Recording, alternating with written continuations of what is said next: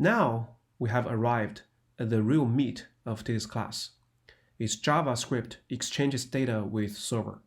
There are actually many ways you can do it. There are many libraries, but I pick 3 ways that you can do it. I hope everybody can understand and remember the 3 ways. The first one is called Native Ajax, that we're using an important built-in object called XHR, or XMLHttpRequest. So this is a pure JS or vanilla JS way to do it. The second way is more modern. It's also native. It's called fetch API or fetch method. So this method is a global method. It's also native JS. We're not using any JS library or framework. The third one is what I recommend. Even though this is not native, it is from a library. It's a third-party library, but it's very popular. It's very robust. So definitely I recommend you use Axios if you can in your project. If you cannot use Axios, you have to use native, then my recommendation is try fetch first if your browser supports it. If your fetch doesn't work, then you have to fall back to XHR. And we're going to go over them one by one. First, let's talk about Native Ajax. So we're going to use a special built-in object of browser called XMLHttpRequest to make get, post, put, delete, all kinds of requests. So here is a demo. And here is how we use new XMLHttpRequest. So here we create an object and we save this object in XHTTP. That's step 1. Step 2, we have to open connection. And here is the syntax. This object xhtp.open, and open receives 3 parameters. The first one is either get or post or delete. Remember, there are 7 different request methods, and get and post are most popular ones. So here we're using get. And the second parameter is the URL of your servlet. And also here, optionally, you can have a query string. In this case, query string is username equal to Tom.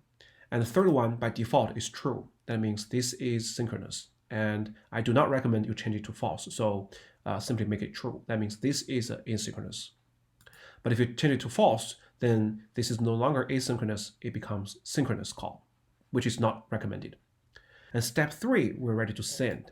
Since this is a GET request, the send does not require any parameter. Now, this is a different story if we're using post. If you use post, then we can put the parameters we want to post in between send. But we're not done yet. Number 4, we send this request, but remember this is asynchronous. So that means we have to let this object know what happened if server respond. Okay, so in step 4, we're trying to bind a function to the attribute of this XHTTP. It's called onReadyStateChange.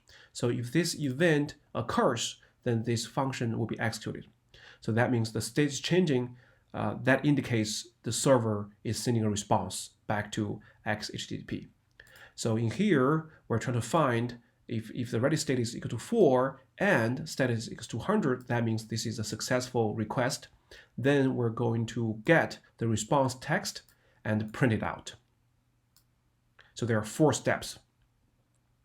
Next, let me launch this in browser. So we're going to press the first one.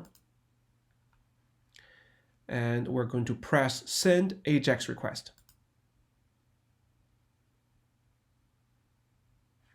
And we have Tom here. Remember, we put a 5 seconds delay over there. That's why if you press it, after 5 seconds, we see the pop-up alert. I'll show you the next demo. So let's look at the servlet. So there is an Ajax servlet. Don't worry about this too. So double-click Ajax servlet. And in here, there are 2 methods. One is doGet and one is doPost. So our first demo, we send an Ajax request to doGet. So we get this username equal to Tom, and we wait 5 seconds. Then we write hello Tom back to the browser. In the next example, I'm going to demo how to issue post request in Native JS. And in here, it's a little bit different because we don't have that 5 seconds delay. So we press send, you will get hello Tom or hello Jim immediately. All right, so let's take a look at how we issue post using native JavaScript. Now we're in 02 Ajax in Native.js 2. In this demo, we're going to send Ajax post request because in 01 we send a get request. Right here, we're going to show you how to do post request. So the steps are very similar. In here, step 1, we create an instance of XHR, and then we open connection. It's the same URL, but this time, since this is post, we're not putting the parameters in query string. So simply just the URL of the servlet. And this is true. That means this is asynchronous. Step 3 is a little bit different. Here, we're trying to simulate a form submission. Do you remember form? Okay. So here in HTML, I can show you a form. Now, every time you define a form, you have to specify the action and also a method. So the action in this case would be Ajax demo, Ajax servlet. And in the form, you can define many inputs. For example, username equal to Tom, and so on and so forth. And then once you click a submit button, the form is submitted using post method. And we can use Ajax to simulate this effect. Okay, so you no longer need to have a form, but we can use Ajax to achieve the same effect. How to do that? So in step 3, we have to tell the server that the data comes from form. And we can do that by setting the content type. Now, do you remember content type? We did this on the server side, but this time we're doing it on the client side. We're telling the server the content type they're from the form. And there's only one input box, quote input box, username equal to Jim. Okay, so this is equivalent to you create a form here, and this type is equal to text, and name equal to username, and value equal to Jim. If you submit, it has the equivalent effect as this JS code.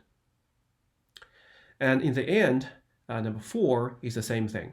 So we're going to bind a function to this attribute. So if the state changes, if this event occurs, the request is successful, then we can print it. So let me show you the demo. So we're going to send Ajax request, and we're getting hello Jim, because this time we're sending Jim, not Tom. Now that you have seen how to use native JavaScript to send get and post Ajax request and also handle the response, a quick raise of hand. Now, even though I cannot see your hands, how many people like programming in pure JS using this kind of syntax? So number 1, create instance. Number 2, open connection. Number 3, and then number 4.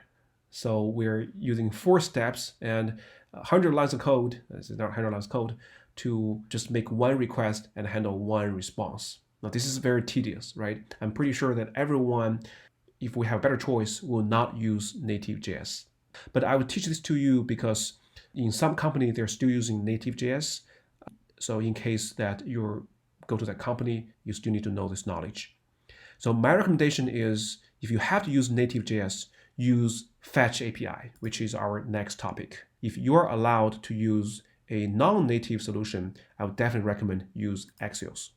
So first, we're going to talk about Fetch, then we're moving to Axios. It's very simple in Axios. Actually, you have already seen Axios in my quick Ajax demo. You can see how clean and how short it is. But first, let's go to Fetch API.